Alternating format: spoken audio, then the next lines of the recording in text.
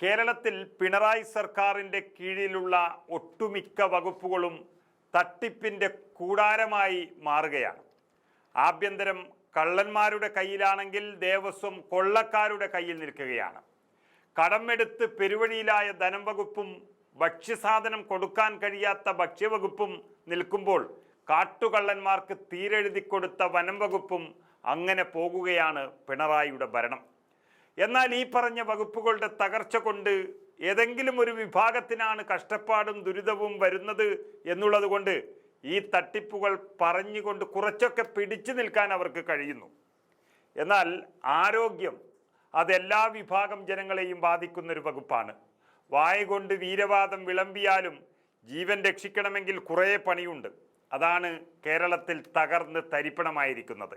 Corona കാലത്തൊക്കെ നമുക്കറിയാം, ഊതിവീർപ്പിച്ച ബലൂണായി ശൈലജ ടീച്ചറമ്മ നിന്നിട്ടുണ്ടെങ്കിൽ പിന്നീട് അത് തട്ടിപ്പിൻ്റെ കൂടാരമായി ആരോഗ്യവകുപ്പിൽ ആ ബലൂൺ പൊട്ടുന്നതാണ് കണ്ടത്.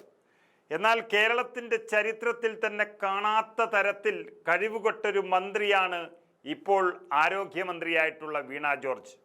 മരുന്ന് പോലും ഇല്ലാത്ത മെഡിക്കൽ കോളേജുകൾ, രോഗികൾ നിലത്ത് കിടക്കുന്നു. കിടന്ന രോഗികളുടെ മുകളിലേക്ക് കെട്ടിടം തകർന്ന് വീണവർ മരിക്കുന്നു. മരുന്ന് മാത്രമല്ല, ഓക്സിജൻ പോലുമില്ല ഒരിടത്തും.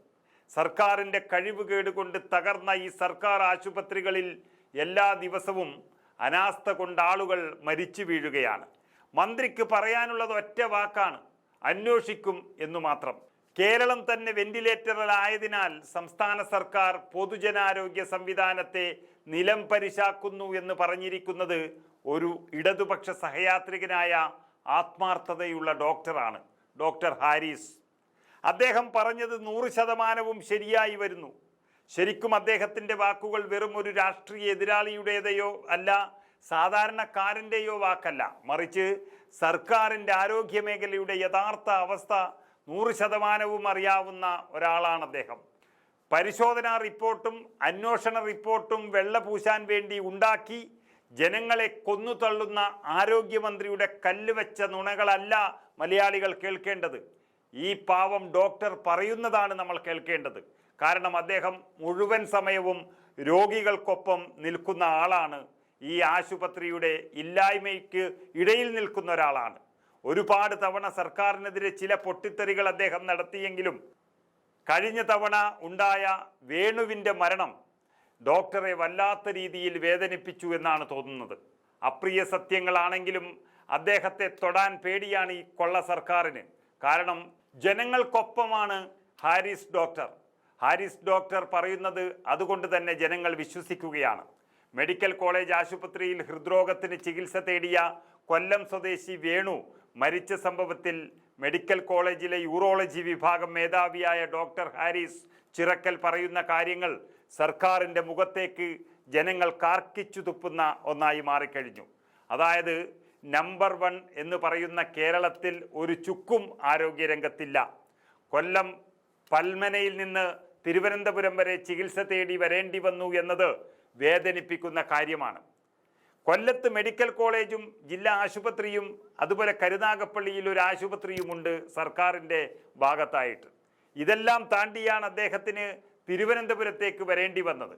ആശുപത്രി എന്ന ബോർഡല്ലാതെ ഒരു സൗകര്യവും ഈ ആരോഗ്യ വകുപ്പ് അവിടെ ചെയ്തിട്ടില്ല. അതുകൊണ്ടാണ് 100 കിലോമീറ്ററിലധികം യാത്ര ചെയ്ത് പോകേണ്ടി വന്നത്. ഇങ്ങനെ നാടൊട്ടുക്ക് മെഡിക്കൽ കോളേജ് ആശുപത്രി തുടങ്ങുന്നുവെന്ന് പറയുന്നതിൽ കാര്യമില്ല.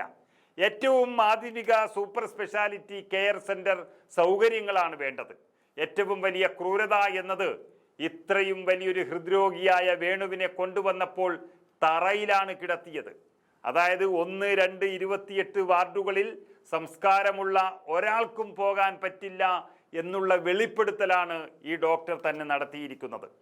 ശ്വാസം മുട്ടിയും ക്യാൻസർ ബാധിച്ചും രോഗാവസ്ഥയിലുള്ള ആളെ എങ്ങനെയാണ് ഈ തറയിൽ കിടത്തി ചികിത്സിക്കാൻ പറ്റുക എന്നുള്ളതാണ് പ്രധാനപ്പെട്ട ഒരു ചോദ്യം. ആധുനിക സംസ്കാരവുമായി എങ്ങനെയാണ് ചേർന്ന് പോകാൻ കഴിയുക?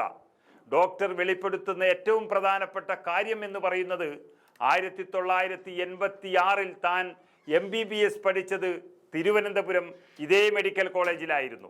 അന്ന് ഇത്രയും രോഗികൾ തറയിൽ കിടക്കുന്നുണ്ടായിരുന്നില്ല.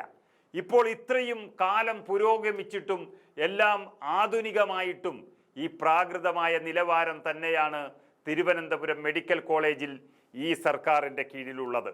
മുൻപ് ചില കാര്യങ്ങൾ ചൂണ്ടിക്കാട്ടിയപ്പോൾ തനിക്ക് ചില വിഷമതകൾ നേരിടേണ്ടി വന്നു. പക്ഷെ അന്ന് സമൂഹം ഒപ്പം നിന്നു. അതാണ് അദ്ദേഹത്തെ വീണ്ടും ഈ തട്ടിപ്പുകളെ ചൂണ്ടിക്കാട്ടാൻ പ്രേരിപ്പിച്ചത്.